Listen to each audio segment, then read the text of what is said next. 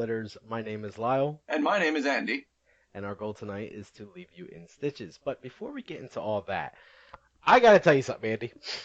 I had quite the weekend. You're finally coming out of the closet. I knew it.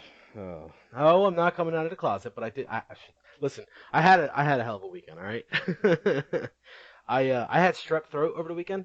It was Ooh. yeah, it sucked badly, and one part of it can be like, luckily it developed on Friday, um, because I have weekends off from work and everything like that. So hey, I got it Friday. So as I'm on my way home from work, I'm like, yes, now I get the whole weekend to rest and recover, so I don't have to take off any time from work. Hooray! Yeah. So first of all, that was not the case, um, because I didn't know it was strep throat right away. All I knew is my throat was a little weird feeling, and I had a killer fever. Like I just was no good. I went home and slept for a while. Woke up, slept some more. Woke up the next day. I love how that's like your medical perception of the thing. My throat was a little funny feeling. It wasn't really sore. It was just like I would go to swallow, and it would almost feel like a dry patch was in my throat or something like that. So I don't know. It was weird. But anyway, so I was sure that it wasn't that big of a deal. But just in case, to break the fever, I was taking Dayquil, and some Tylenol, and that's it. The next day I wake up, and my throat's kind of feeling more shitty, and I'm like, all right. So I'm looking in the mirror, and I'm not seeing any swelling or anything like that. So I'm just like, no big deal. I'm probably just a sore throat. I'll get over it. Let me just keep taking this Dayquil and the Tylenol, and I'll go out and get some spray, some throat spray. So I did that, and sugar-free throat spray, of course. And Wow. So you are so dedicated to your non-sugar diet that you are taking sugar-free throat spray. yes, How many calories is in that? I don't know. I don't count calories, so fuck you. Anyway, um, so I woke up Sunday, and Saturday I felt like shit. Friday I feel like shit. Sunday I just felt like shit that had been shit out by a bigger pieces of shit. It was terrible. Like my fever, That that yeah, is a shitty feeling. it was something fierce. Like my fever was crazy. Like I didn't want to do anything. I didn't want to get out of bed. My throat was definitely in pain. I look in the mirror. My tonsils are humongous. They're covered in all kind of gunk, and I'm just like, time to go to the doctors. Yeah, at that point when you have like a fine layer of gook, you should probably consult a doctor before you have to consult a mortician. Yeah. So I thought about it, and I'm like, well, it's not that my doctor's bad. I have a great doctor. She's really good. Uh, and you Uh, know, on a scale of 1 to 10, how does she look? you got me. You got me in a bind here. By the say, I need you to sexually grade your doctor. I want you to objectify her and then relay it to me. I can't do that, Andy. Why? Why can't this be a thing? Because God forbid, just no, I can't do this. I'm not even going to get into why I If you can't do had it. to go for a physical, would you hesitate to drop your pants? I mean, to be fair, this answer can mean different things. If I say yes, I would hesitate, you could automatically assume, oh, she must be like a 1 or a 2. But that might not be the case. She might be a 9 or a 10, and I'm just, I don't feel confident enough to just want to drop my pants. So yeah, I might hesitate a little bit. But at the same time, if I say I don't hesitate at all, maybe she is indeed that 1 or 2, and I just, like, she's lucky she's getting to have the presence of this in her, vicinity. Yeah. Oh my God, you are overthinking this. I just need to know. No, I'm not overthinking this. I'm Oh, I'm purposefully over exaggerating everything that you want to know so I can get out of it, because I'm not giving you a number on the hotness meter of my doctor. Anyway, she's a good doctor. damn it. The important thing is, I have her. She's mine. She's my doctor. She's great. She's good at what she does. Every issue I ever had, I came to with her. She resolved, no problem. The only issue I have is she's a popular one, which means if I have something like strep throat that needs to be taken care of post haste, I can't go to her because I'm not going to be able to get into an appointment until like Thursday, maybe Friday, when it's already Sunday. Which means I Okay, have. so she's probably a 7. So which means I had to resort to other methods. I am just gonna keep going, dude. You're not getting it. Uh, Fine. we have this thing around here called urgent care. Basically, it's a place you can go to, you know, and it's kind of like your own doctor, but it's not your doctor. It's just like a place that everyone can go to and go get treated medically. I don't know. Anyway, it's a So forty it's dollar. kind of like Cheers, but with IV bags. Sure. It's a $40 Okay. copay, so I mean, it's not like something you want to do every time, but if you need it, then there's an option, you know. So I had to go Yeah. there. Um, so I'm in this doctor's office, and I'm waiting, and they have all my information and everything, my insurance card, what have you. And they call me back there, and they start doing the preliminaries. You know when they take you back at first, and they'll check your weight and your blood pressure and all that stuff. Uh, they're doing all that, and they're working on me like a goddamn NASCAR crew. Like they got one lady on the right side of me pumping my arm, and she's checking my blood pressure. Then you got a lady on the left side, and she's poking around in my ears. Then the lady up front is just like asking me questions left and right, like what's your weight, what's your height, this, that, third. I'm like, damn. Like, can you take one of these things off of me before I answer correctly? Um, I came in for an oil change. What the hell? well, I mean, it was cool because it was very quick service, and it was wonderful. Like nothing was really uncomfortable other than the awkwardness of it happening to me. So I mean, I guess it was fine. But anyway, so the thing that kind of struck me as odd was I started to realize this is no normal doctor's office, and here's why I say that. There there was no longer that level of we care about you. You know what I mean? You go to your own personal doctor and she'll conversate with you. How have you been since the last time I seen you? What have you done differently? You look good. Have you lost some weight? You look terrible. Have you put on some weight? Whatever. The point of the matter is she cares. He cares. Whoever that doctor is. Um, these people did not. And let me accentuate that point a little bit here. They get to the question of do you smoke? And I said not for 3 weeks.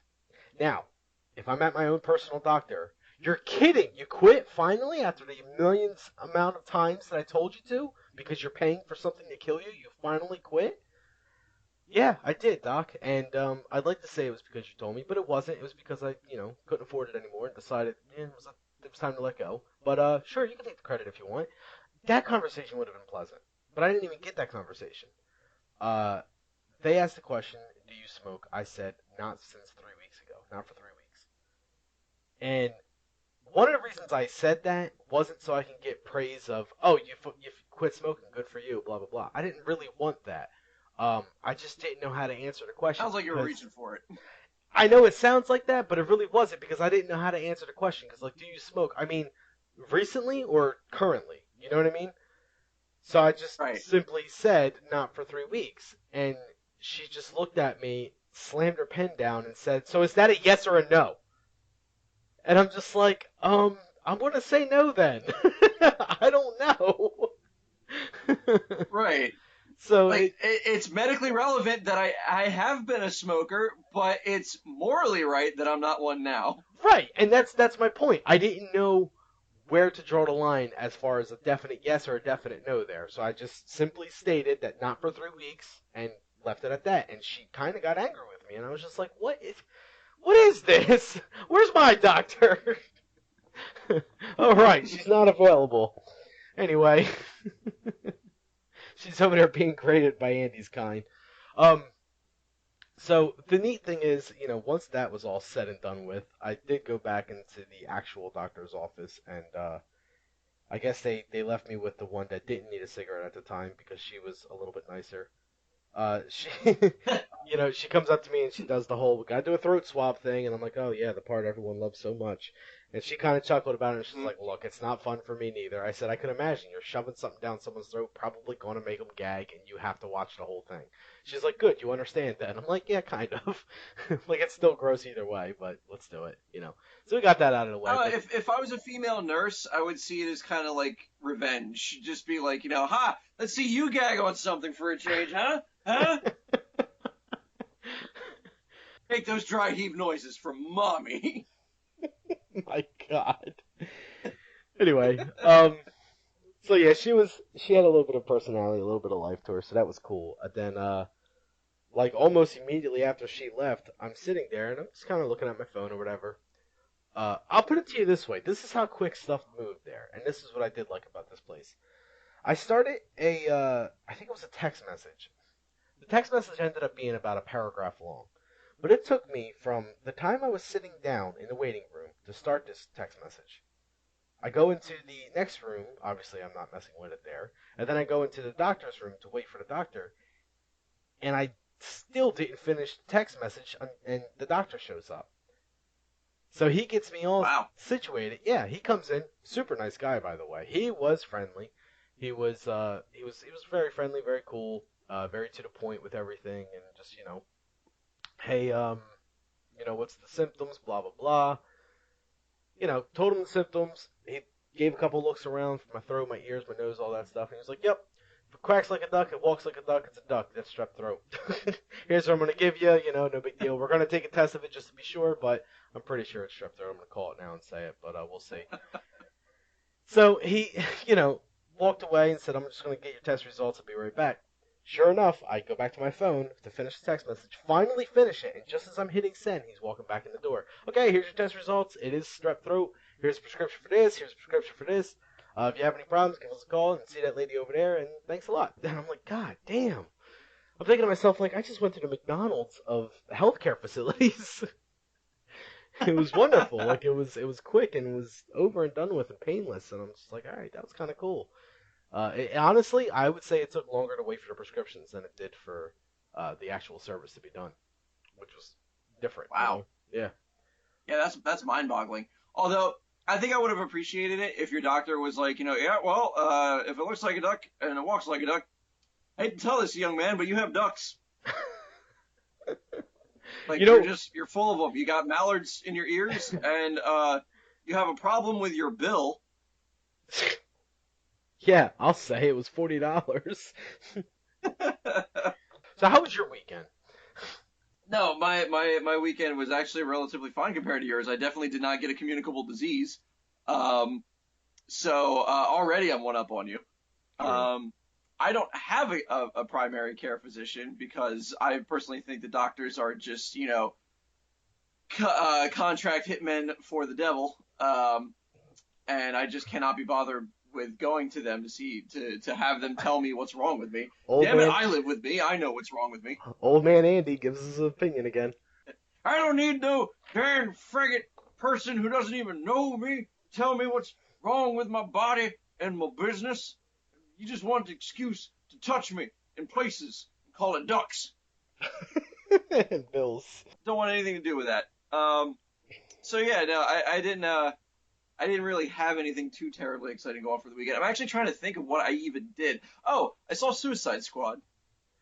How was that? Spoiler free, please.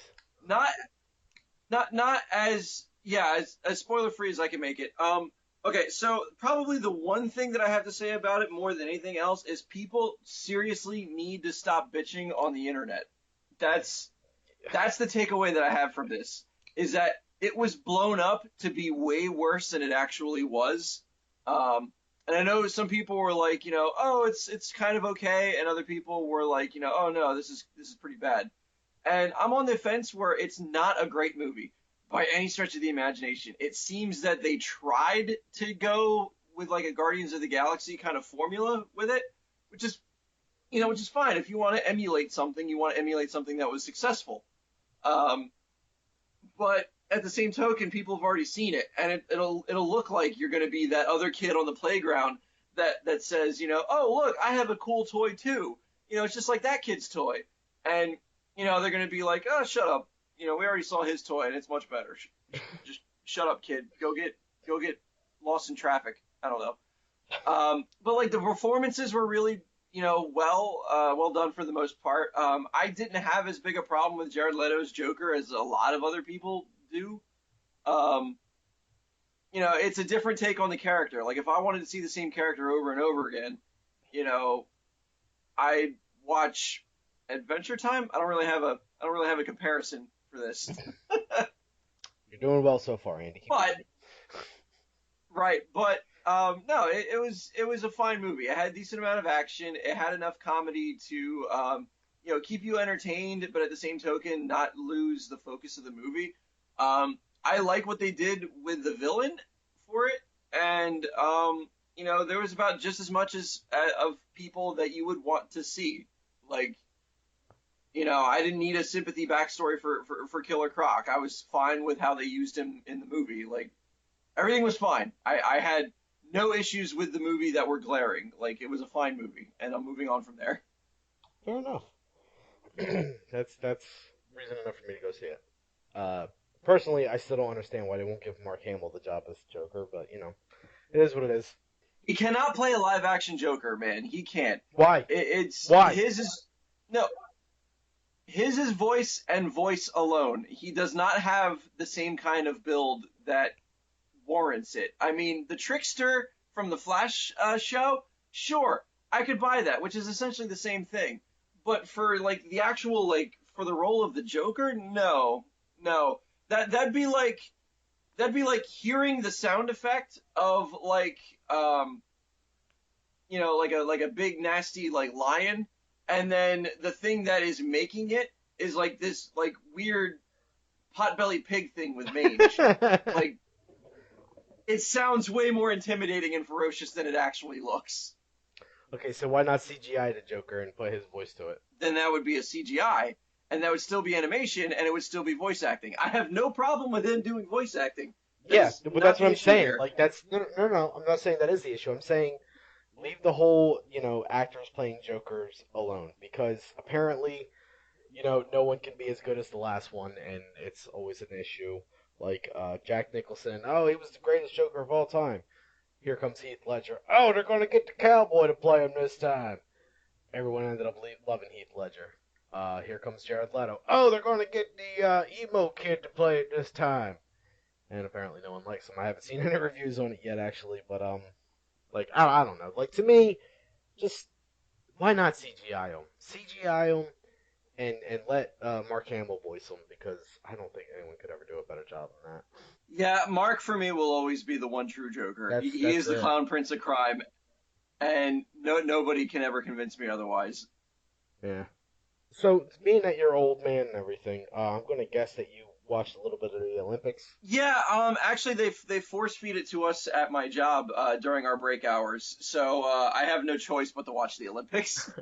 Let me ask you something. Do you actually care about them? Ooh, that is a moment of nationalistic pride for a lot of people, and I don't understand it. I don't get it, but there are parts of it that I do follow. I actually just found out this week who the hell Usain Bolt was. Well, good for you. I know that he's fast. Yeah, no, God, he runs like a fat person after cake down a hill. Like, he's quick. Like, there's so many things that I get now. Like, there were Usain Bolt references in materials that I frequent, and now I get the references. And I'm like, I see. And I'm like, yay, I understand that now. Woohoo! Adding another thing to my list of pop culture references that I now understand. Sure. So I don't understand the sports, though. Have you seen what water polo actually is? I could go on and on about how many sports I don't understand. And that's what I want to ask you real quick. Okay. What about it what could they do to the Olympics that would make you actually care about the Olympics? Let's start with that. Literally fighting to the death. Okay. That it? That's all it takes? There would not be if somebody earned 3 gold medals in the Olympic death matches, that would actually mean something to me. He has fought the best of the best around the country and lived to tell about it. So, seriously, what sport isn't improved by adding the death stipulation? Like, could you imagine if there was say that there was a baseball player that was up to bat, and he was he had to get a single or else they're going to take off a toe. Like, you would get the most out of your athletes at that point. Like, no team would ever half-ass it, or there would be no such thing as throwing a match. Like, everybody would compete to their highest level potential and would give you a show every single time. And at the end of it, hell, you got to see some bloodshed like the good old gladiatorial days. And you got like, 2-for-1 special on hot dogs. So it was a good day overall. So that's for normal sports. I'm not talking normal sports though. I'm talking about the Olympics. Right. Even for the stupid sports. So let me see. What do we have? We had earlier today I saw the Olympic competition for horse jumping. Oh, And dear I Lord. thought, this is like NASCAR, but with living vehicles.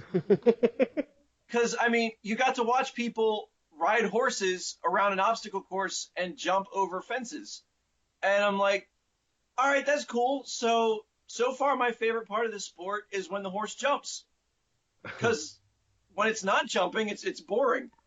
Um, but if they included a death stipulation on Oh, that, Jesus. like yeah, no, it'd be like you have to clear all the hurdles or the horse dies, or you have to finish the race in under 82 seconds, or you die.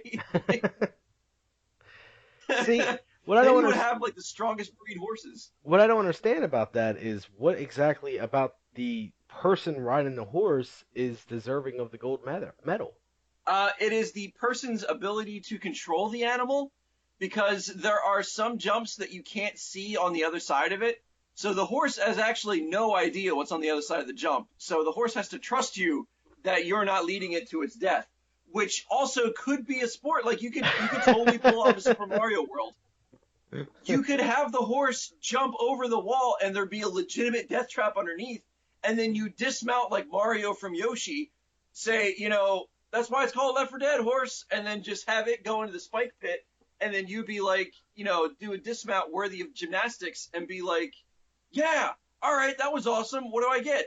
6.5. Fuck, I'm put to death too. Fair. So what you're saying is, in order to get you more interested in the Olympics, you would want them to add death stipulations to all of these sports. All of them, every single one of them, even billiards. Is billiards an Olympic sport? Okay, so years ago, I remember them petitioning it for it to be an Olympic sport. I cannot remember if it succeeded or not. I mean, look, Um, here's the thing. At what point do we say that's not competitive enough, and at what point do we say, yeah, why not? Because table tennis is an Olympic sport. If you can have table tennis, that's ping pong, okay? So yeah, I ping mean, pong is an Olympic sport. yeah, and why not? Why stop there? Why stop at billiards? Why not add bowling? Why not add darts?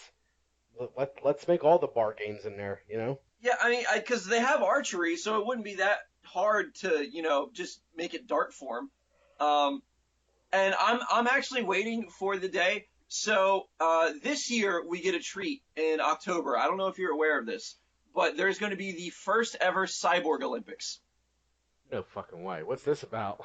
Okay, so at first when I read it, I thought like, oh, this has got to be like a joke article from The Onion or something. It's like, no, no, no. Apparently, there's going to be a legitimate cyborg Olympics being held in October, and it's not as cool as it sounds. It's not like we're finally going to have a foot race between RoboCop and Terminator to figure Damn out it. which one could actually, win. Um, but it's kind of like, man, it's kind of like Robot Wars meets the Special Olympics. It's people with prosthetic limbs, and they're in competition with each other. So the competition is based on the, I guess, the style of prosthetic and the user's control of it, and being able to complete physical challenges. Yeah. So you have, imagine a foot race where you have somebody with a set of storefront mannequin legs. Um, you have the person with the Chell from Portal, like, rebound raptor legs. Um, you have somebody with like that's walking on, two legit katanas, like in the Kingsman movie, Sure. which may or may not be from Japan or China. Um, and you can have somebody on tank treads, and Ayo. they can have a foot race. They can have a foot race to see who wins, and there may be a jump in there. You can have somebody try to clear a hurdle, and their foot snags, and their leg comes off. That would be freaking amazing. All right. Here's the question I have about back to the whole to the death thing because this bionic thing is just beyond me at this point. Um, so if you're having the games go to the death or having some sort of death stipulation into the Olympics games, uh, are performance enhancers allowed? Oh, absolutely. Yeah. So Absolutely. A person to their physical and mental limits. Like you would see sports played with ferocity that you have never ever seen before. Like, people like I mean say what you will. I know in America soccer is not a very popular sport. I get that to an extent. We want, American football, not everywhere else football. Um, but you'd be surprised how interesting that sport could get if both teams are to understand that if they lose, they are murdered. They are never seeing their families again. They are never going to get their millions of dollars for competing in the Olympics. Like, this is going to be the legit end for them. And you would see so much physical brutality on that soccer field that they might kill each other right then and there on the field. Like the winner might just be the last man being able to stand by the end of it. So yeah, they will do their performance enhancing drugs. They will do their cyborg tank tread legs. Like they will do whatever it takes in their power to make sure that that ball gets in that net as many times as humanly possible within I don't know how long it takes to play soccer, neither like do I. 5 million hours. Uh, well, here's my thing. Why would people want to watch soccer doing that instead of watching American football doing that? Any sport where Yeah. you are promised that at the end. It's uh, okay. It's the same reason why you watch a movie specifically for tit shots. Like you would never put that movie in your DVD player ever, but because it promises that a specific actress is doing a topless scene, you will. well, here's my thing with the concept of killing each other on the actual field of play to ensure the win. That has to lead to some sort of disqualification or penalty or something. I honestly think that in order to keep it fair and to keep it from people just murdering each other right then and there, you should probably have that if you are penalized for causing deliberate murder on the field, then you yourself are euthanized. Oh God. Yeah, so like if you give somebody a quick shank to the kidneys and it's caught on instant replay, not only is it in slow motion, in glorious 4K resolution, but that guy is also murdered right then and there ritualistically, and then the match continues. This is the kind of thing where you take you know 32 people with you to play basketball because you might lose some during the match. Now that's a dream team. So, which by the way, folks, that's pretty much all I need to get back into the Olympics. When I was a kid, growing up, you had the dream team with Hakeem Olajuwon and Michael Jordan and all those guys, Sean Kemp. That's I was involved. I was watching every year with the dream teams and everything, and thought it was the greatest thing in the world. If they brought that concept back, which I mean, you can easily say, oh well, it's just American basketball team. Like, sure, but I don't know. The hype was different back then. They called it the Dream Team. Do you remember any of this, Andy? Were you like into sports at all as a kid? No, the only thing I remembered about sports was that it didn't include robots or mutants, and it wasn't to the death. So then I instantly lost interest. Ah, okay. So yeah, when I was a kid, the Dream Team was what we called the American Olympic basketball team, and it was a well-deserving name. And they had a couple years where it was called the Dream Team, but then they just stopped because it was no longer the Dream Team. Granted, America would pretty much always beat everyone else in Olympic basketball because, but we started getting so many players from different countries and everything. Like Yao Ming, he obviously I think came from China. I'm pretty sure. Just I can't think of some of the other ones, but there Sounds like a are German name to me. no Yao Ming was definitely Chinese. I think Mandarin Chinese. I don't know, man. All right. So anyway, my point being is there was players from the rest of the world that came to America, so obviously they weren't going to play for the American team came to when the Olympics came to be. So I don't know. It was a different time back then, and the Dream Team was what made the Olympics cool for me. But did you ever kind of wish you had an opportunity to be in the Olympics? Well, sans the murderous rampage, or have that in there. Honestly, I would love to have that in there and be a part of it. But um, No, I think honestly, and I'm waiting for the day that it is included because it is 2016. The future is now. What we consider a sport is ever changing in the world these days. So I am actually waiting for there to be legitimate esports in the Olympics. Like I am waiting for the first ever Olympic Call of Duty match. Fuck Call of Duty because there was a much bigger esports that went down around the same time. It just ended this past Saturday, and that, my friend, is the Dota TI6, the International 6. For those who don't know, Dota is a computer game. It stands for Defense of the Ancients. It's actually Dota 2 at the moment. Um, I never knew that. which part? I never knew Dota was an acronym. Yes, Defense of the Ancients.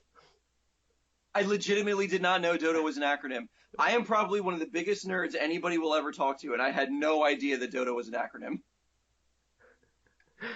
Right. Anyway, so there was just a really big there was a really big tournament recently, and it was kind of like the Olympics of Dota because you have, well, I guess I don't know. It was just a big deal for Dota. You know what I mean? It was a $20 million prize. You had teams from all over the world competing. USA, the team from the USA that I was rooting for was Evil Geniuses. They made it all the way up to the second to last round and lost very, very shamefully. I was just like, oh, it was such a close match. I was watching, hanging on by the edge of my seat. It was incredible. They lost. It was gut wrenching, but it is what it is. The Chinese team Wings ended up taking it. Like I said, $20 million for that, and I mean you have a team of five, so that's split 5 ways. You get 4 million apiece for playing a video So game. that's actually a fairly large prize pool, though, for that, right? Like the Abs- events don't usually get that high. oh yeah, they do. Like Dota is huge. Like this is the sixth one. I couldn't tell you how much last year's was, but it was like 14 million, I would say at least. So you have teams competing from all over the world trying to make what a B-lister baseball player in America makes it in a year. Fair. Which point? I'm just saying that's the cutoff point. That's what we pay for. Like, you know, I don't know, man. Like, I always felt that professional athletes get paid way more than they deserve anyway. Well, here's the Um, thing, real you quick. know, Here's the thing, real quick. With the international for Dota, you know how they get the money for it? no. Uh, yeah, I should probably explain that then. There is a thing that they offer. Uh, I want to say like a month or so ahead. It's probably more than that. A good amount of time before the international actually takes place. They offer something called a compendium in the game of Dota that anybody can purchase. And you purchase this compendium, and it's a big book, and you get like all kind of skins and stuff like that. And you can bet against whether or not you think your team's going to win this game or not, whatever, when you go to play a game. And then when the actual international comes around, you can bet on several different things. You can bet on like, okay, this person's going to get the most kills, this person's going to get the most gold by this time, this person's going to chop down the most trees for whatever reason, just silly things like that. And it becomes like a fun thing that you can be involved in. So this whole thing is like, I think it's anywhere between 10 and $20. It might be 20, I don't know though. But either way, you pay $20, you get all kind of stuff. Most of it is resellable, so you could probably make your money back anyway, based off of people that like. Say for example, it's almost like opening a pack of Pokemon cards from back in the day, or a pack of Magic cards nowadays. You open it up, and you get something common. You might get something rare. Maybe you get that one rare piece that costs $20 to someone else because you could sell everything to the community. And maybe someone's like, I don't want to buy the compendium. I just want this thing. I'm not going to waste $20 trying to get this thing when I can just buy this thing for $20. So they will buy that thing for $20. Some people will buy a certain thing for $60 to $80. The point of the matter here is you have reasons to buy this compendium because you might get those exclusive skins or whatever it is that you can only get from this compendium at the moment at least, so you could sell for a high amount of money than what you paid. So there's always a incentive to get the compendium, whether if it's you're just a fan of the game or you're a fan of making money or a fan of gambling, whatever the case may be, quote unquote gambling. It's not really gambling, but there's an Right, I incentive got you. for it. Yeah, there's an incentive for it, and because of that, all the proceeds that go towards the compendium are used in the prize pool for the international. So that means they raised enough money. Well, I don't know if it's 100% of all proceeds towards the compendium, but I know that the money used in the prize pool for the international is pulled from the compendium sales. So we pay for these That's people, insane. isn't it? Isn't it though? Like the players pay for these people to win money, and it was $20 million. Wow. Like that is something. That is a community. Yeah, to be able to come up with stuff like that, like, and that's why I always really like the the geek culture for the most part. Like, we will always pick some of the strangest things to be competitive about, but at least we're supportive of each other when we decide to be competitive about it. Yeah.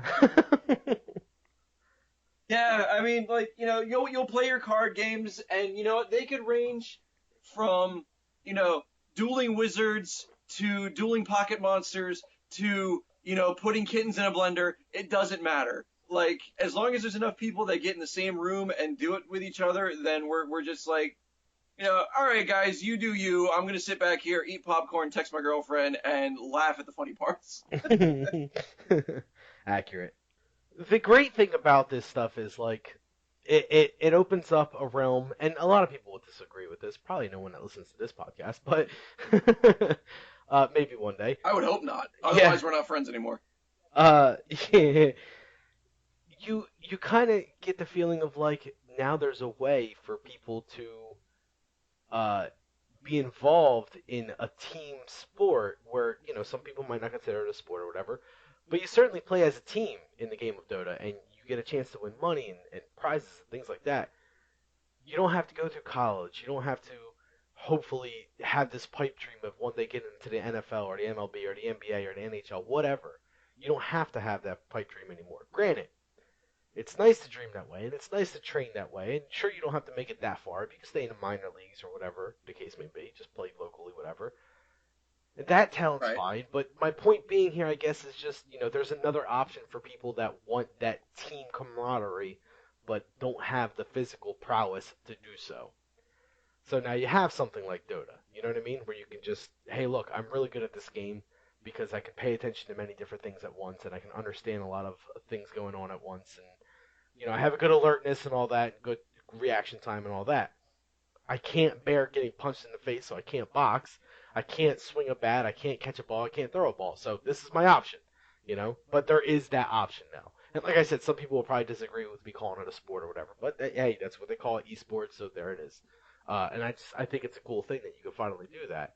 That all being said, like I was originally asking, is there a talent that you wish you had? Because quite frankly, I wish I was good at the game as much as some of these people were. Not necessarily even just Dota, but just even if it's even an Olympic sport, football, basketball, whatever, a video game that I can compete in tournaments for and win tons of money. Like I don't think there's anything out there that I am that good at that I can, win money. Maybe one day it might be podcasting. We'll see though. Anyway, anything for you? We'll see.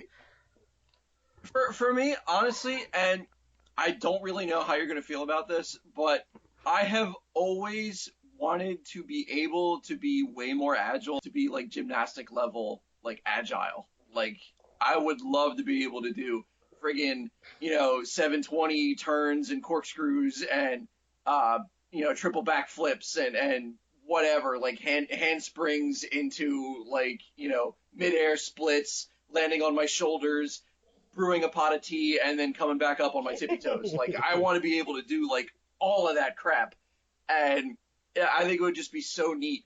But as it is, if I try to do like a front flip off of a picnic table, I go to the hospital. Like, I just do not have the coordination or the stamina to be able to do anything even remotely impressive with my body, besides the occasional truffle shuffle. Which I've seen. How about Yeah. how about a talent that like you could possibly work on, like picking up the guitar or a musical instrument or something like that? Um, I believe that with enough training, I think I could get there in video gaming. Um, it would just take enough discipline. My problem is I think I have I'm undiagnosed ADD or ADHD or something like that. Like I can't have something hold my attention for too long. It's amazing that we're able to have these conversations the way that we do. Because I could just at any minute just be like, boring, and then just end this conversation, and then just walk out the door and like chase squirrels or something until that becomes boring. Ladies And and then, gentlemen, if I could stop you right there, ladies and gentlemen, don't let him lie to you. I do the editing to this podcast. He's done it to me on several occasions. It actually is. It kind of sucks. It's a bit of a burden, but I know how much everyone loves their Andy, so I deal with it. And you know, the worst part about it is he doesn't even listen to the episodes, so he doesn't even know. Hey, no, to be fair, I have listened to a couple. Really? How I about have. it? Yeah. It was so nice of you to put my traffic story at the end of last week's episode. Why wouldn't I? Oh, come on. If people started the Son of a episode bitch. and heard that, they would have just been like, nope, we're gone. See ya. Oh yeah, because your strep throat is way more interesting. Well, no, maybe not, but the judgmental uh, nurse might be. Shut up, Andy. So go on about your ADD again. Yeah, no. So I think with enough training, like I could actually be like Evo level, like fighting game, competitor if I actually took the time to play a fighting game long enough to get the ins and outs of it, like learn the hitboxes and frame rates and counters and all that other crap. Like, but then that goes with the same token that it would turn a passion into a job. And I think that anything that turns a passion into a job ends up sucking the life out of it to the point where you don't even want to associate with it anymore. So I'm actually kind of thankful that I'm at the level that I'm at. Yeah, I piss people off around, the couch that are like, no, I don't want to play against him. He just doesn't make this game fun anymore. Like, I'll take that. I will take that burden in a local play group. But, if I were to actually, like, make it a serious part of my life, it would probably sour my mood on the entire subject. Never soured my mood on it. Oh, I bet. You shit talker. Just saying. I was in that couch a couple times, and I never once said, "Oh, I don't want to play him. He's just going to beat me." Nah. Nah, bro. I ain't mad. Come at me. Super Smash Brothers, totally different story. That game, don't even get me started on it. Anyway. Yeah, you're probably in the minority here. I am. Smash Brothers is an excellent game. It's a fun game. I do agree with that. It is, in fact, a fun game. But it's not that it's a bad game. It's not even that it's not a real game, because it certainly is a real game. But for me, it does not capture the essence of a fighting game. I've played fighting games. I've excelled at fighting games. This game, for whatever reason, I cannot excel at. No matter how much I try, I'm just not that good at it, and it kind of drives me crazy. So I have a little salty. I could see that. Yeah, I have a little saltiness towards Super Smash Brothers, but it is what it is. It's whatever. But anyway, yeah. So I mean, like, No, actually, well, I was gonna say that, like, the one thing that I actually like. Okay, so I don't know, maybe if this is just like paranoia or over hopefulness, if that's a term. It is now. That I just have this raw hidden talent that I have no idea that I have. Like, I have never once played shuffleboard or something like that. But I could be like a shuffleboard prodigy and I would never ever know it. Like, I think that I have this hidden talent. Like, I like to believe that everybody has this hidden talent where there's something that they are insanely naturally good at, but they may never ever get a chance to find that out in their lifetime. And that makes me both sad and like interested at the same time. Hopeful, if nothing else. Yeah, like I could be like America's best windsurfer, and I would take that to my grave. Like, in an alternate universe, I have painted windsurfing into the record books, and I have won multiple whatever award there is for that, the Golden Sail. I've gotten like 7 Golden Sails in my lifetime for windsurfing. in that alternate reality. And, I died a national hero. And in this reality, I am worried about, are my eggs overcooked in my one-bedroom apartment? In this reality, you get golden showers as opposed to golden sails. Anyway, Still surrounded by gold. Fuck yeah, you. yeah, absolutely. Uh, the one thing I do like and appreciate with having talents that we like you said aren't really it's a passion, not a job. That whole thing, like being able to play games and just dominate in them sometimes. You know what I mean? And what kind of ruined that for me was the internet. In my group of friends growing up, Yeah. I was always the best Street Fighter 2 player. So Street Fighter 2, no one could beat me in it. Same thing with Mortal Kombat. I was great at Mortal Kombat. My brother couldn't beat me, none of my friends could beat me, and like you said, all of my friends were just kind of like, you don't make this game fun. I don't even want to play it with you anymore. So it's whatever. Right. On comes the internet, and now all of a sudden they're re-releasing these old games to the internet. I'm like, oh, time to do this to people around the world. No, they're good, Yeah, no. much better than me. Yeah, the internet was really good at destroying my perceptions of self-confidence. Yeah, absolutely, and so that was that whole thing. And what was great was back in the day, like when arcades were around, and you just had the option to go there and play people that you didn't know. Uh, kind of similar to what you do on the internet, just not as much of a broad span of people. You know what I mean? It's Yeah. it's one thing to be the best in the area as opposed to being the best in the world. Um, but one in particular, do you have any good arcade memories? Better question. Hold off on that for a second. Should Okay. arcades make a comeback? I have an insanely biased opinion on this. Okay. Um, I think that arcades should make a comeback. I think that what they're doing with it is they're making them too gimmicky. I don't know. I feel that okay. So recently over the weekend, I did make a trip out to Dave and Buster's, and I haven't been there in forever. But it was like spur of the moment, just why don't we go? Like, yeah, sure, why not? Let's go. So we went up there, and like pretty much your only options for entertainment in that particular arcade are, racing games where you sit in those motorcycle or little go kart or whatever like that to race the game. You have your shooting games where you pick up your gun and you fire it at the screen. And you had your your hand-eye coordination games to make sure that you're not completely drunk, or if you are, that you're never winning tickets for it. Um, or you have your oversized, smartphone games Yep. like Fruit Ninja and Doodle Jump. And I don't understand that because I can play Fruit Ninja and Doodle Jump on my phone. Why do I need to go to an arcade for it? Um, like there was something about the magic of being able to only play a certain game at the arcade, like the Simpsons game, Ugh. or the X-Men game, Yes. or Area 51, or um, God, there was just so many of For them that I for would go. for the Like there longest was time, Marvel vs. Capcom 2.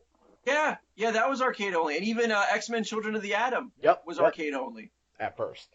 Um, Golden Axe Yeah. had a huge following in the arcade. Double Dragon. I mean, we could go on for hours. It's And we could certainly go on no for hours. surprise. But the It's point is, yeah. yeah, but the point is that like home consoles killed the arcades. That is 100% legit. Um, but like that doesn't mean that arcades couldn't change with the times. Like yeah, these games are being more popular in home, but you can still create a unique arcade experience without it being too gimmicky to where the machine is more expensive than the money you get from people wanting to play it. Mhm. So what would Like you no, prefer? I think it is due for a comeback. I think it's extremely popular in Japan. The way they do it is right. And if we were to adopt that over here, like I think it could definitely make a comeback in the American culture. What do you mean? How do they do it in Japan? God, those things are like shrines of entertainment. Um, there are arcades all over the cities. Kind of like 10 times worse than we have it at our boardwalks. Um, here in good old Elbow, Venus, United States, New Jersey. Like it there's so many different machines. It's not they have like different pay structures for it. It's not necessarily, coin operated.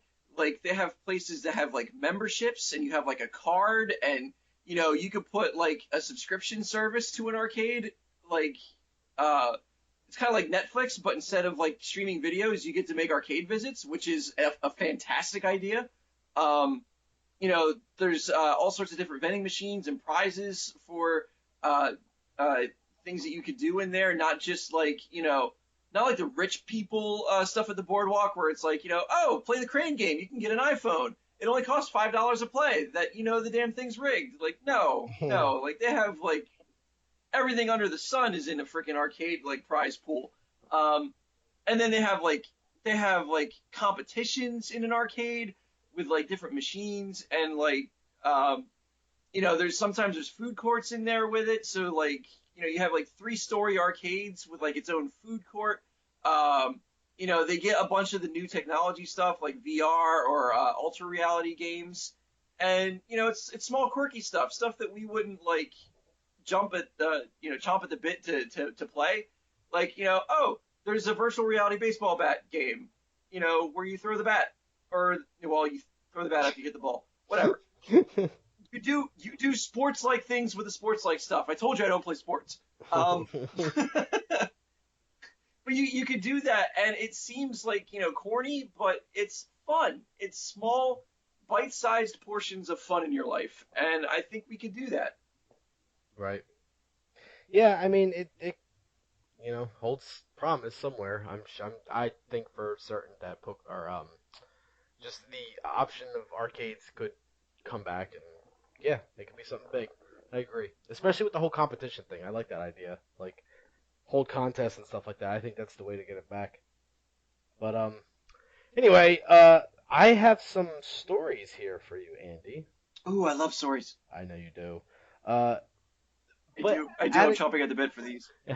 out of curiosity, how should we do it? Should we do it? I kind of like the idea of you trying to guess where it goes as opposed to where it takes place.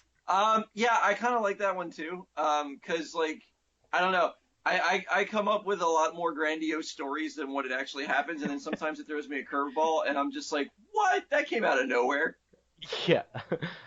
So let's get right into it here. Cue the music. Dun, dun, dun. This is our crazy segment. It's all Da da about da da da da. What's going on in the world? crazy segment about crazy people, crazy stories. Yeah. Okay, so the Survive, first and we haven't given this a name. Woo! so the first one is out of New Jersey. Good old New Jersey. Oh, I love Jersey. So a guy dies, okay? 55-year-old New Jersey man dies on Tuesday. That much is fact. Here's Oh. the thing though. What is what's weird about his obituaries? Oh. Okay, so let me see. Let me see if I can get something here. What's weird with his obituary? Okay, so probably what ended up happening was a lot of his personal life was probably revealed a little too much in this obituary. Um, Maybe like they found out that he was like like a Rocky Horror fetishist, so he had like fishnets and stuff like that. Uh, or like he was a faithful man to like a dog shelter, even though he told everybody that he hated dogs, and people found out about it. I don't know. Like it seems like there was like some personal stuff that was brought up in his obituary that should not have been seen. Kind of. You're close. I might even have to give you this one. The Oh, weird. obituaries was the problem. There's two of them, and the reason there's two of them is What? one from his wife, one from his girlfriend. No. Oh, you're gonna love this. A 55-year-old New Jersey man died on Tuesday. That much is fact. But due to dueling obituaries for him, one apparently submitted by his wife, the other apparently by his girlfriend, the rest is a little murky. Both obituaries were published in the Press of Atlantic City. That's right by us, folks. Uh, one on top of the other, Oh like wow. right on top of the other. Like there's one, and then there's one right underneath of it. Same picture and everything. And both include the Oh same, my yeah, God. Who would even print that? the Atlantic City Press. Both included the same photo of the deceased who lived in Egg Harbor Township. The first Oh obituary, God. first obituary identifies the man as Leroy Bill Black and says that he was survived by his loving wife, Beretta Harrison Black, and his son Jazz Black. It says Black died at home on August 2nd. Jazz Black. I'm sorry. I'm sorry. That is such an awesome name. Like Okay. Jazz Black. It's- Man, that is the coolest shit ever. Who that kid needs to grow up to be like a secret agent or like a blaxploitation like GoldenEye or something like that. Like that is amazing. Okay, so it says Black died at home on August 2nd, surrounded by his family. No cause of death is given. Now, the second obituary, that was the first one, led by his wife and blah, blah, blah. The second obituary identifies him as Leroy Blast Black, as opposed to Bill Black. It also Oh, says boy. Black died at home, but makes no mention of any family being there. It says, in addition to his son Jazz, Black is survived by his siblings, other family, friends, and his longtime girlfriend, Princess Hale. Or is Okay. that might be Princess Hall. Yeah, that's Princess Princess Hall. Hallie? No, it's just Hall. Oh. Hall. Look like Hail, but yep, Hall. So Princess Hall. That obituary says he was a fiberglass technician who died of lung cancer due to the fiberglass exposure. Neither the wife nor the girlfriend could be reached by NBC News, and NBC News could not confirm the content of the death notices. A viewing is set for Saturday afternoon, and Black's funeral is scheduled. Oh wow, they are legit giving the. Wow. Yeah. Oh, here we go. A staff member at Greenwich who did not identify herself told NBC News that she had received a phone call from a mourner asking if there's going to be a problem between the wife and the girlfriend at the funeral. Of course, because everybody wants to know what the drama's going to be like before they get there. Joseph Greenwich Jr., the funeral director at Greenwich Funeral Homes, told KYW News Radio in Philadelphia, "It isn't unheard of for there to be multiple obituaries written from different perspectives, but," he said, "they took direction from Leroy's wife regarding the funeral arrangements." Oh, we followed a state law, which is that there is one point of contact, and in this case, as in any case, it would be the spouse. So we followed the direction of the spouse. He told the station. So yeah, I guess the wife was the one that made all the plans, and certainly not the girlfriend. So I'm guessing that maybe the girlfriend wasn't even invited or can't be seen. I don't know. That's just some fucking crazy shit. Oh man, and you know what? They missed a perfect opportunity because I wanted to hear what Jazz had to say about this. You're like, what do you think of your father having two obituaries? Well, man, that is some messed up shit. Jesus. Let's move on. Jazz Black. Ow! Jazz Black. Let's move on. This one happens in the good old state of Florida. Okay. This is Orlando. Oh, if it's the alligator story, I know. It's not the alligator. So what do you think? We're just gonna have an alligator story in every single, whatever this thing is called? No, it's not always an alligator story. But Okay? what the hell else is going on in Florida? Donuts, fool. All right, donuts. Yeah, the police arrested somebody for having donuts. Why? Do you know why? Can you decide why? Because a lot of this is actually, this is, the jealousy angle is too obvious. So I'm gonna go with, the perpetrators were dressed as Ninja Turtles offering donuts to passerbys on the street. You are incorrect. Oh. And why would they get arrested for that? Because they were mostly propositioning children and it was disturbing the peace. I see. Orlando police mistook Krispy Kreme donut glaze for meth. An Orlando man An Orlando man who was arrested after police officers mistook Krispy Kreme donut glaze for crystal meth has been cleared. Daniel Frederick Rushing, 64 years old, was arrested on a possession of methamphetamine charge after he was pulled over for speeding back in December, according to an Orlando police report. During the stop, an officer noticed a rock-like substance on the floorboard of Rushing's car. I recognize through my 11 years of training and experience as a law enforcement officer the substance to be some sort of narcotic, the report said. According to the report, 2 separate field tests were performed and both came back positive for the presence of amphetamines. So, Russian was handcuffed, booked into the county jail, strip searched, and it wasn't until a state crime lab did another test several weeks later that he was cleared. That is Wow. something. It says it was... Like, now I'm saying 2 test results. 2 test results that tested positive that Krispy Kreme had methamphetamines in their stuff. So my problem with this is that Krispy Kreme is not being investigated for their illegal use of narcotics and trying to market their own products. Just, wow. It was incredible, he told the Sentinel. This is the old man that had the donut. It feels scary when you haven't done anything wrong and you get arrested. It's just a terrible feeling. His arrest came after he had dropped off a neighbor at the hospital for a chemotherapy session and went to give another friend who worked at a 7-Eleven a ride home. My God! Oh. This is who Oh, they man. arrested. Oh. That's awful. So, And, well, at least they didn't shoot him. Jesus. He says, I mean, go ahead. count your blessings. Yeah. Yeah, that's all it is. It's that, this could have gone a hell of a lot worse. He could have put holes in more than just the donuts. He says, I kept telling him, that's glaze from a donut. They tried to say it was crack cocaine at first, then they said, no, it's meth, crystal meth, he told the newspaper. His arrest report confirms that he tried to explain to police that he didn't have any drugs.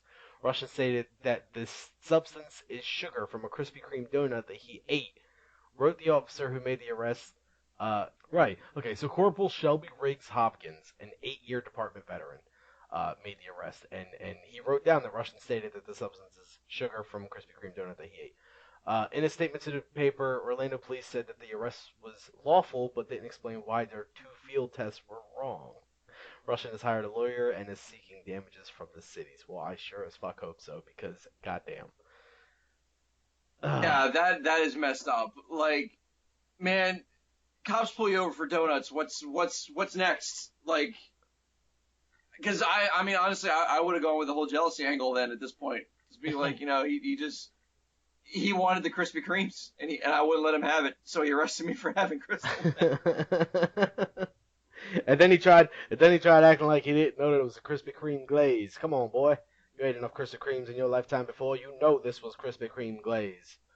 Don't act like it was. I like how bold they are in like not admitting that they were wrong here. Like it was just like, no, it was a lawful arrest. We had every right to suspect that sugar was meth. And we did our field tests, which are never wrong, by the way. And he was an old man who presented himself very well, had a very, albeit a little uncleanly car, but, had all of his teeth and hair and, was kempt. So naturally we assumed he was a meth head. There's no way There's no way to say that he had all of his teeth and hair and all that. There's no pictures of him.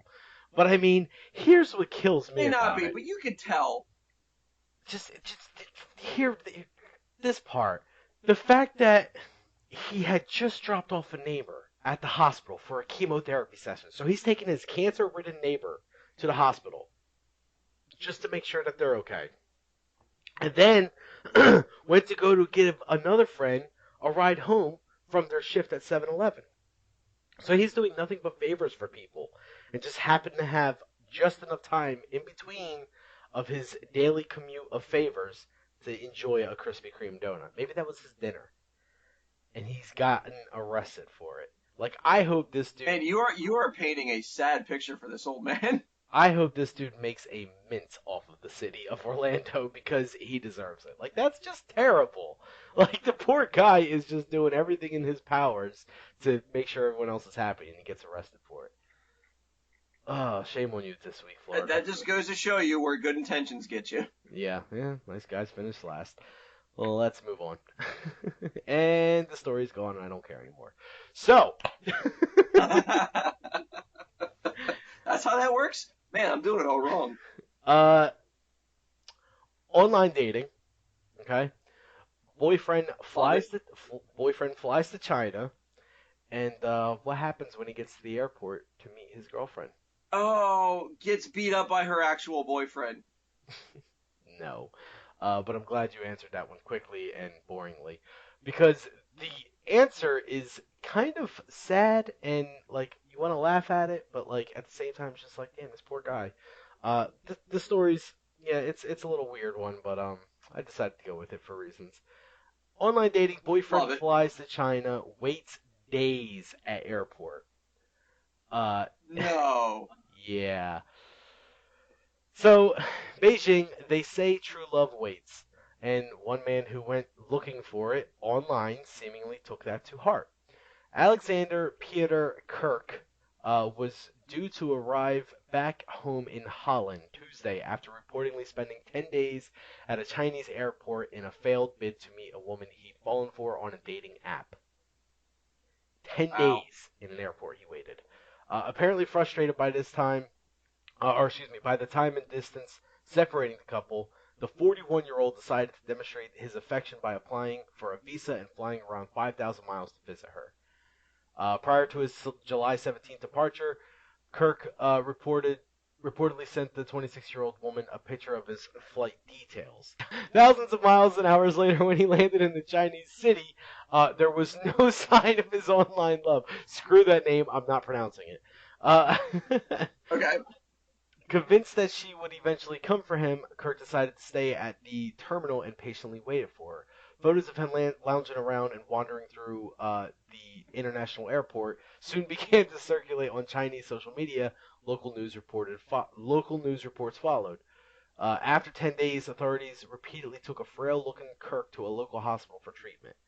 A spokesman for the Dutch Ministry of Foreign Affairs told NBC News Tuesday that Kirk had been hospitalized from Friday 5:30 p.m. until Monday evening.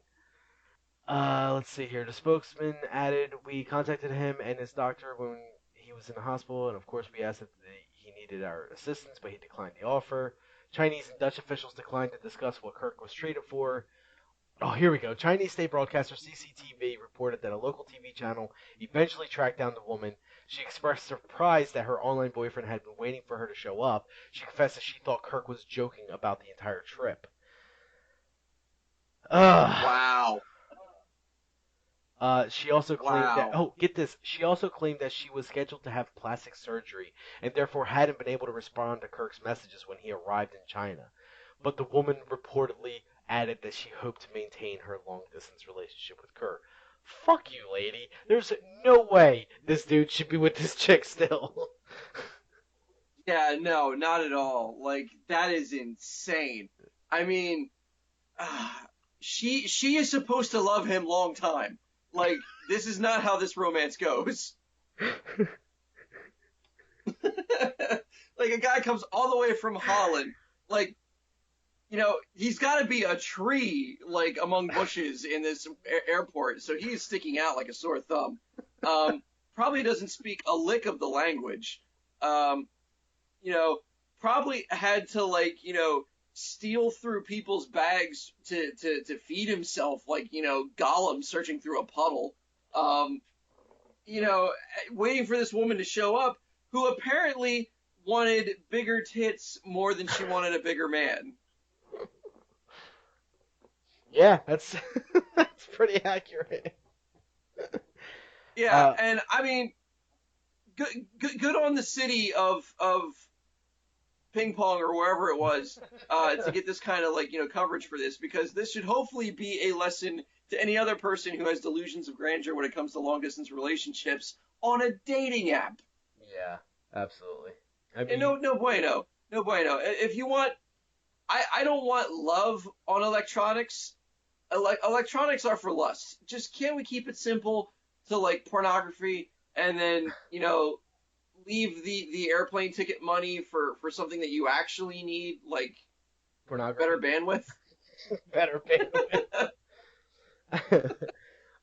Yeah, I mean, look, you know what though, the online dating and all that, the apps and all that stuff, I seen it work for some people, and some people are very successful with it. I know people that got married down the road, that were, excuse me, long distance and everything, and for that reason, it's great. But here's the thing: when you're 41 years old and you're talking to a 26-year-old Chinese woman that's over 5,000 miles away from you, I don't know if I'm hopping on a plane to go see that woman, because I don't know. 26 years old, come on. She's still able to like play you for a fool, like, oh, and you're old enough to know better. Like, come on, get it together. Yeah, I mean, loneliness takes its tolls on people, man. I have seen loneliness turn some people into like complete opposites of what I've known them before. Yeah, I mean, Um, I've seen loneliness make people want to do podcasts with me. So yeah, I totally get it. touche. But the point still remains that you should recognize when you are deluding yourself versus when something is a genuine opportunity. Uh, yeah, he's definitely old enough to know better that you know he should not be diving headlong into another country that far away from his home. Yeah, Like no, the whole thing was a raw deal. yeah, that's all that needs to be said about that. Um, Yeah, poor guy. so yeah, Poor that's guy, it. but what did he expect?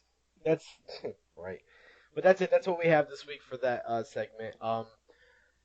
That's pretty much ends the show here, Andy. But before we go, I want to take care of a few things. For starters, we have a couple of well, we have an advertisement this week, and it's something a little different than what we normally do. But Wait.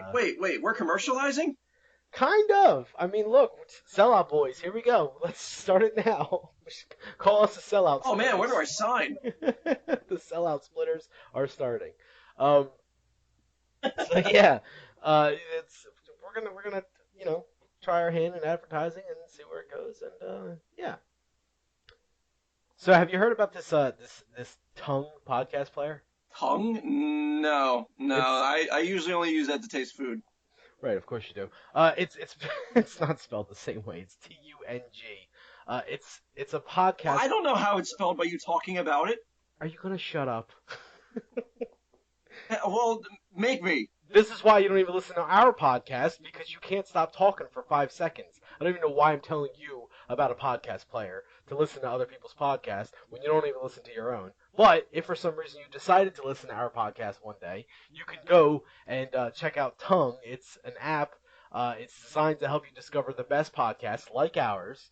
And with Tongue, you get a feed of what your friends are recommending. Like, for example, the Side Splitters, your friend Lyle, hi, I could be recommending to you, hey, Andy, you should listen to this great podcast that you do. Um, but yeah, so if I recommend it to you or if I comment on it, I can even share clips of episodes or whatever, and you can go to tongue.fm to get a taste of it. Taste, tongue, very funny.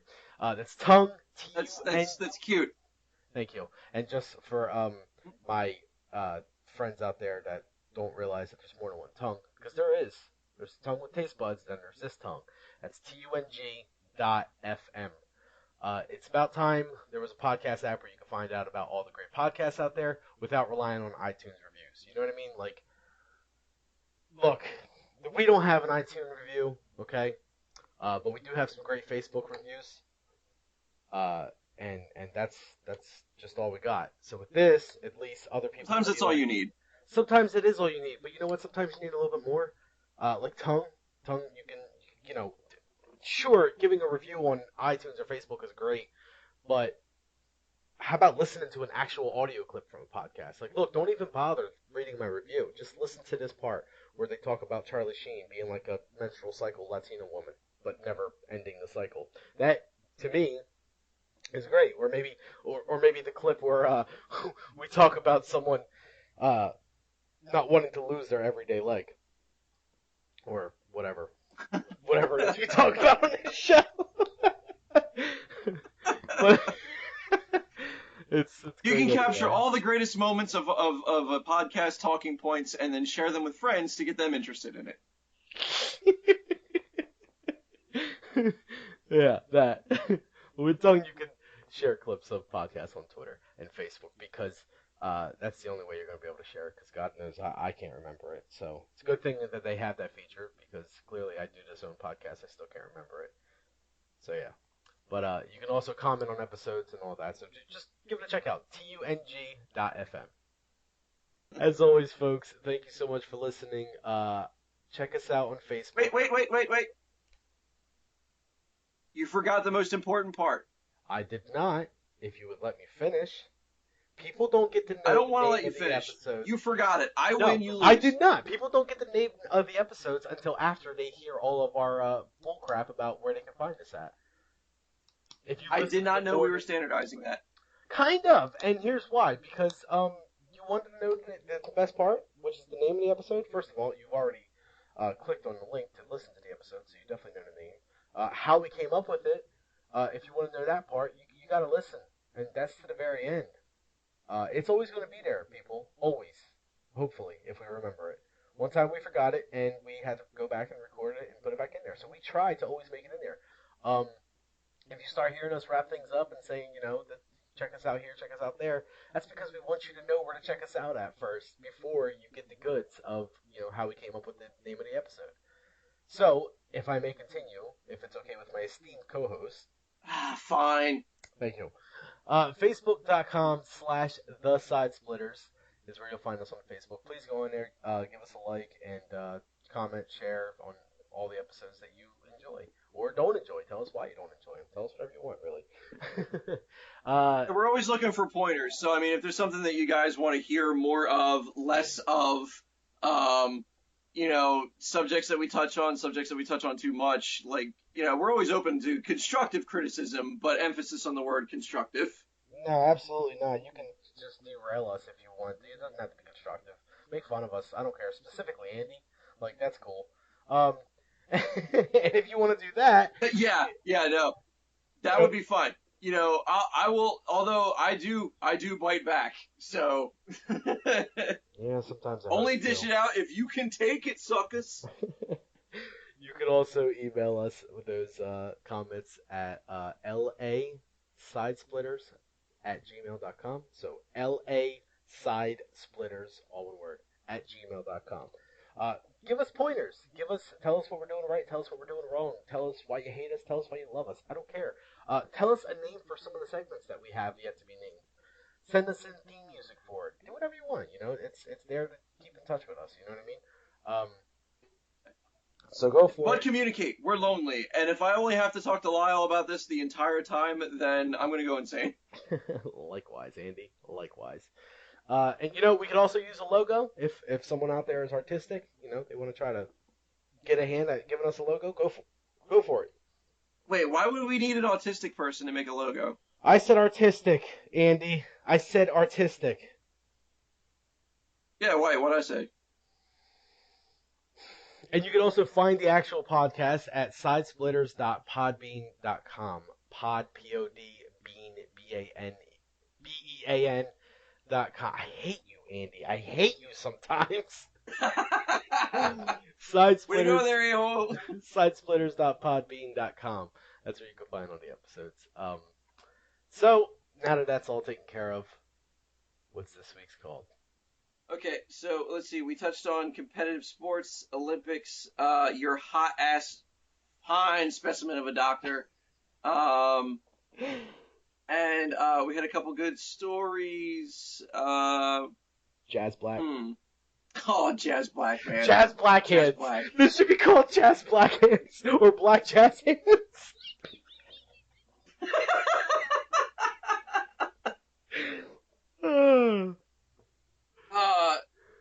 Man, either one would work. Jazz Black Hands. I kind of like Jazz Black Hands. Why? Doesn't matter. It's just Although funny. Black Jazz Hands is good too. Yeah. I could work with either one. How about robotic black jazz hands because of the Olympics with the robotic parts? Yeah, I could do. I don't know. I kind of like. Oh, what about Lonely Jazz Hands? Because of the dude from China. Yeah, because of the Holland dude. just his lonely jazz hands, him sitting there with his like hands wide open, waiting for his love, peacocking like a motherfucker in the airport, and just having nobody around to give it to him. Lonely jazz hands. That kind of does it. Oh, someday my little Chinese one will come, yeah.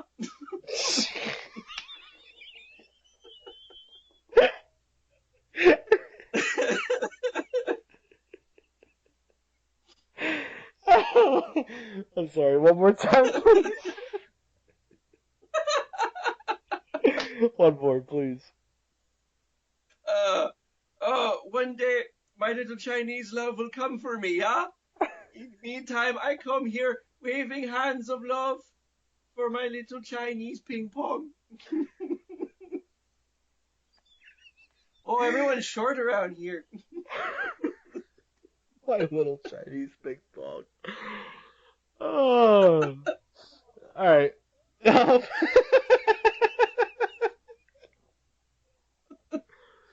So, Black Jazz Hands then? Black Jazz Hands, yeah. We'll go with that. God. I mean, we almost got the entire, oh man, we are just something. We are terrible. We got a nice ethnic rainbow going on here with our episode names. We had a hand job for the soul, which has nothing to do with any ethnicity. Nerd out with your turd out, again, no ethnicity. But all body parts so far. Latina blood diamonds. Yeah. There's ethnicity. Not my everyday leg body part. And then black jazz hands, ethnicity and body part. I think that works well. Yeah, but then that means that next episode we're gonna run completely out of ideas, and it's probably just gonna be a series of symbols and letters. Probably, that's fine. But at least you know that we went 5 episodes strong with a nice thing going. Very true. Very true. So that's the name. I love conformity. That's the name of the episode, folks. Black Jazz Hand. Thank you so much for listening. That'll do it for this week's edition of the Side Splitters. I am Lyle. And I am forever Andy, whether you like it or not. Forever and always Andy. Thank you so much for listening. See you next week, guys. Bye.